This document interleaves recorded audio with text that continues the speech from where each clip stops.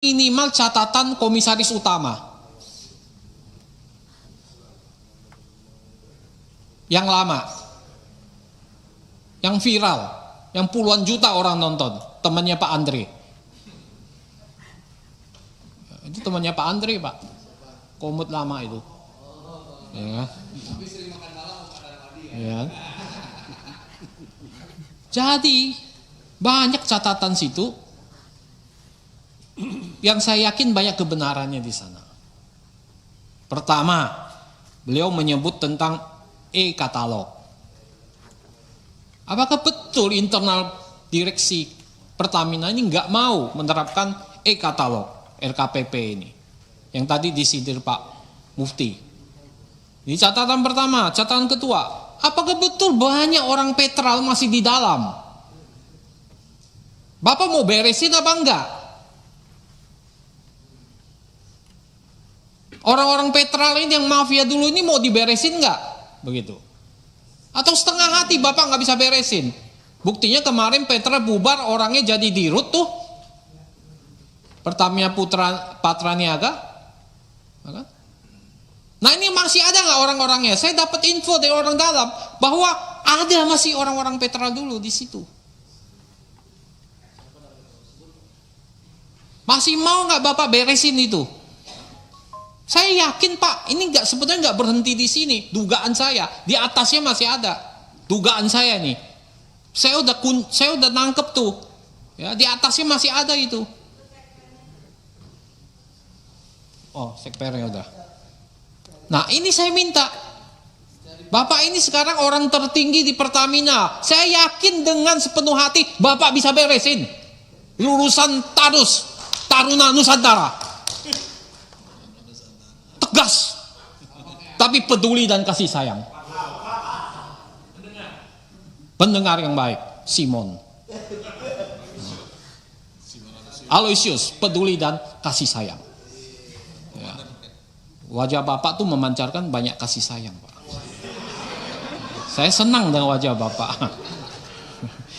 Jadi itu. Yang ketiga yang disebut pengadaan aditif, di situ juga ada mafia. Betul nggak ini? Melibatkan orang BPK. Ini kan cerita-cerita dari Komut temannya Andre ini, yang harus Bapak klarifikasi ke dalam. Nah itu catatan Pak BTP yang sudah viral kemana-mana.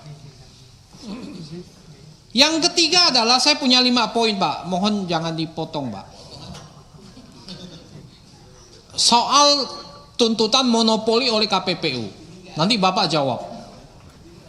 Karena non subsidi itu dimonopoli oleh Pertamina, ya, melanggar pasal 17 Undang-Undang Praktek Monopoli dan Persaingan Usaha Tidak Sehat. Ini lagi jalan nih selidik. Apakah betul Pak? Bapak jual dengan margin super normal profit, excessive profit 10 kali lipat. Non subsidi. Nanti Bapak jelaskan, itu menjadi isu. Yang keempat Pak, ada aspirasi dari konstituen yang melakukan pelaku industri. Yang merupakan pelaku industri Pak. Ini udah sering juga saya lakukan, ya, bahwa kemarin harga gas industri itu kan naik Pak, dari 6,5 menjadi 7 US dollar. Ya. Tetapi itu Januari sampai Maret ini kuotanya hanya 40-50% kan Pak, selebihnya dikenain surcharge. Berapa Pak?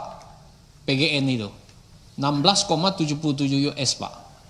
Ini sangat memberatkan pelaku industri Pak. Nah, ada aspirasi dari mereka agar industri ini nggak mati. Industri ini kan setengah mati sekarang ini, Pak.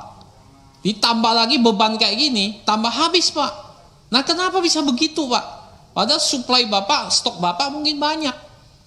Ya. Kuotanya hanya 50% yang HGBT itu Pak. Di atas itu kena surcharge 16,77. Benar nggak Pak? Benar nggak Pak? PGN. Ya nggak apa-apa, saya sampaikan di rootnya biar tahu gitu. Saya yakin benar Pak, dari industri Pak yang ngomong ditagih udah 16,77 Pak. Tagihannya ada Pak. Wah ini mau apa ini? Nah ini saya minta dijawab dan investigasi Pak. Ya. Yang kelima, keuangan.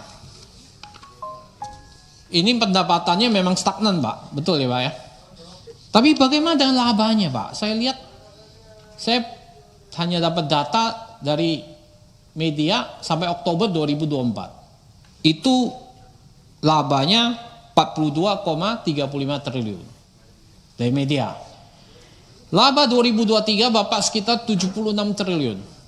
Kelihatan labanya nggak sampai seperti tahun lalu. Nah ini mohon Bapak jelaskan Pak. Ya.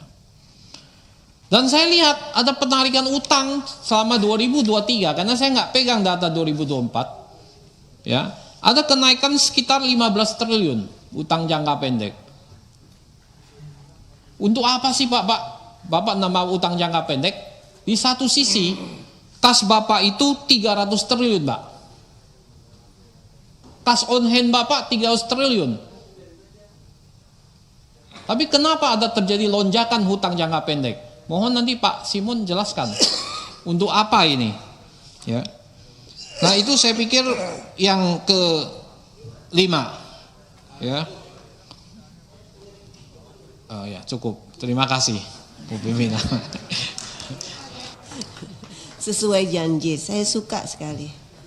Karena menepati janji. Tunggu tanggal mainnya.